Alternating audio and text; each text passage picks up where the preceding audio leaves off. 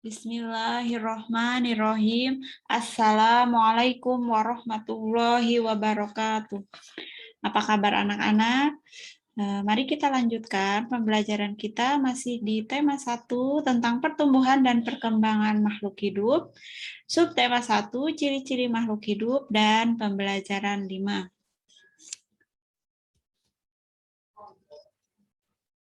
Langsung ke muatan bahasa Indonesia.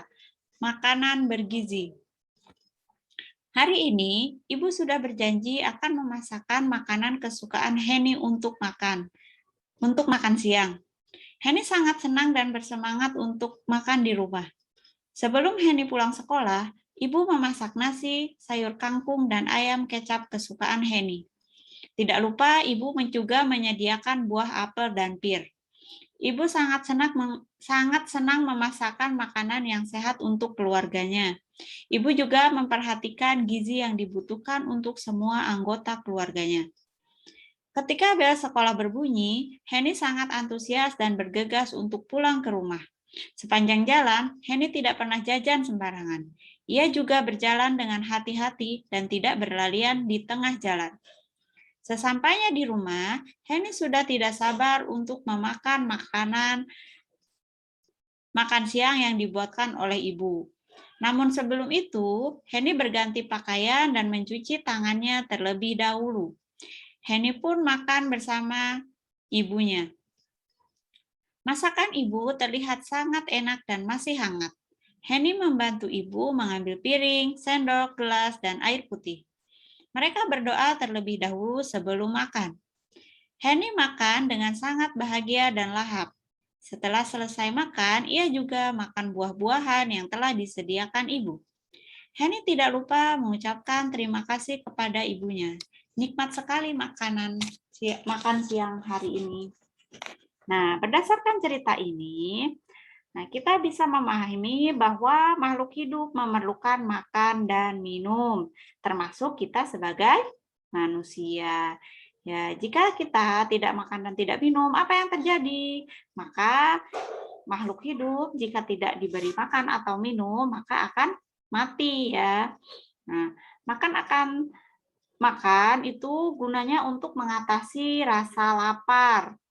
Nah, nanti makan itu berubah menjadi energi untuk kegiatan kita sehari-hari.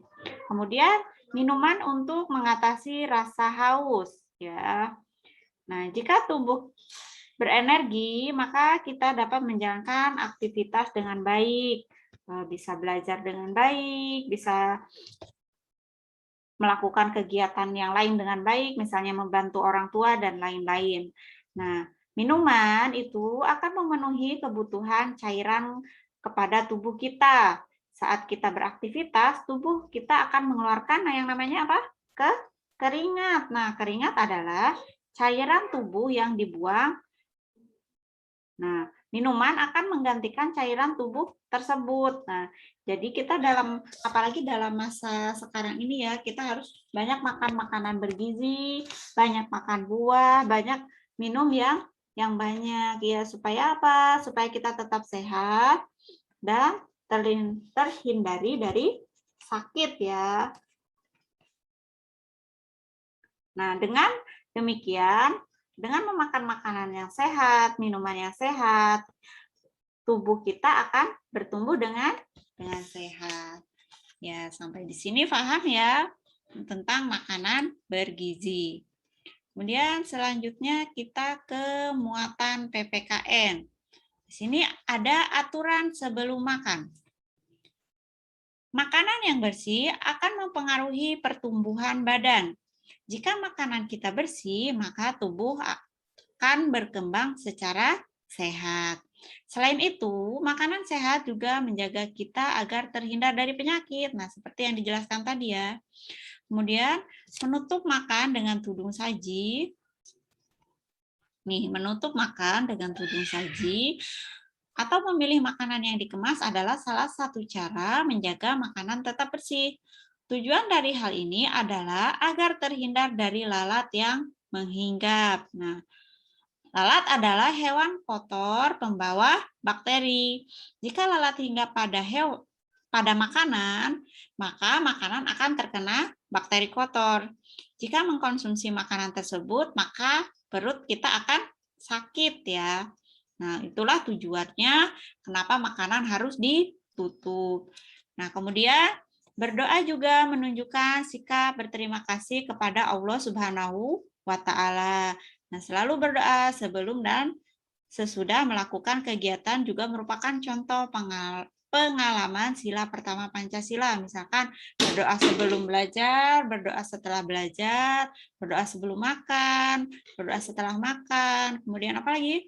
Berdoa sebelum tidur, berdoa setelah tidur, itu merupakan pengamalan sila pertama Pancasila.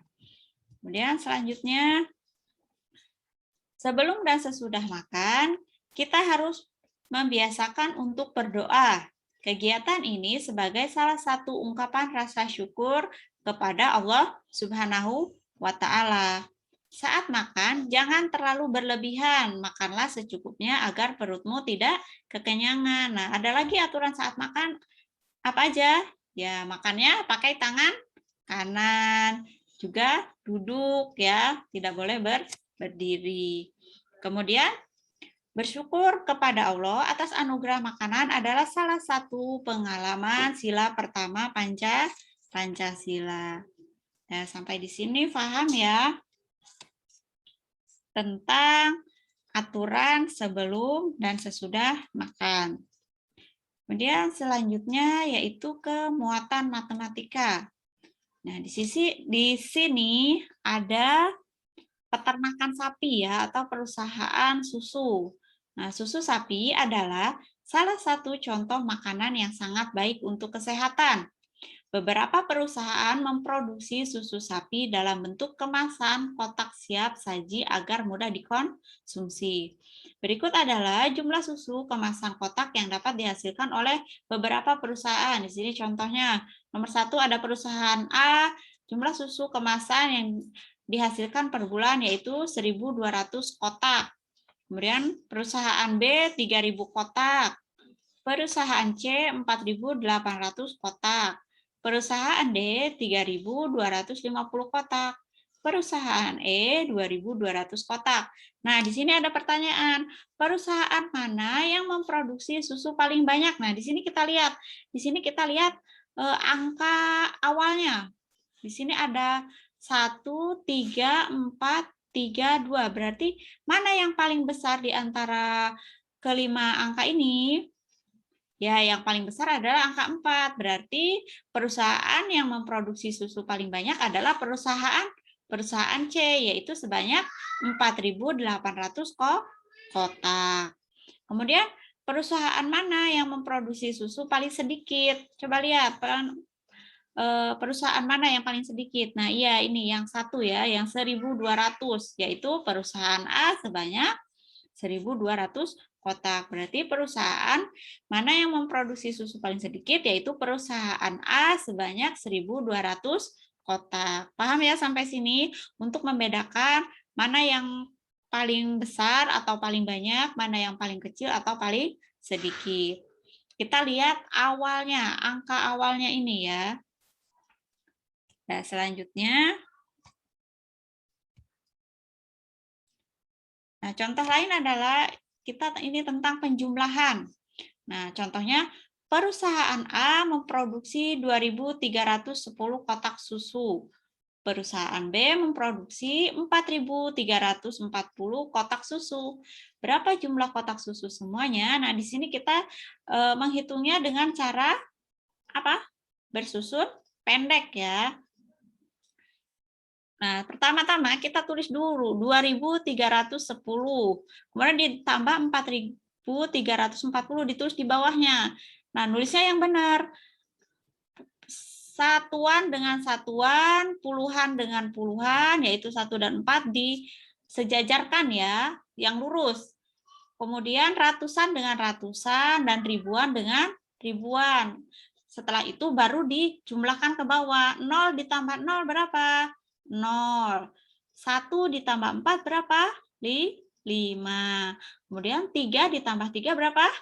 6. Kemudian 2 ditambah 4 berapa? 6. Jadi hasilnya 2.310 ditambah 4.340 hasilnya adalah 6.650. Kemudian yang kedua ini contoh kedua ya. 2.143 ditambah dengan 2.342. Nah, jangan lupa disusunnya berdasarkan penempatannya ya, satuan dengan satuan, puluhan dengan puluhan, ratusan dengan ratusan, dan ribuan dengan ribuan. Kemudian dijumlahkan. 3 ditambah 2 berapa? 5. Kemudian 4 ditambah 4 berapa? 8. 1 ditambah 3 berapa?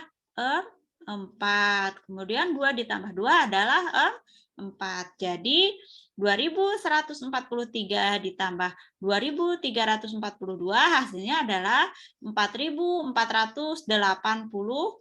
Sampai sini paham ya?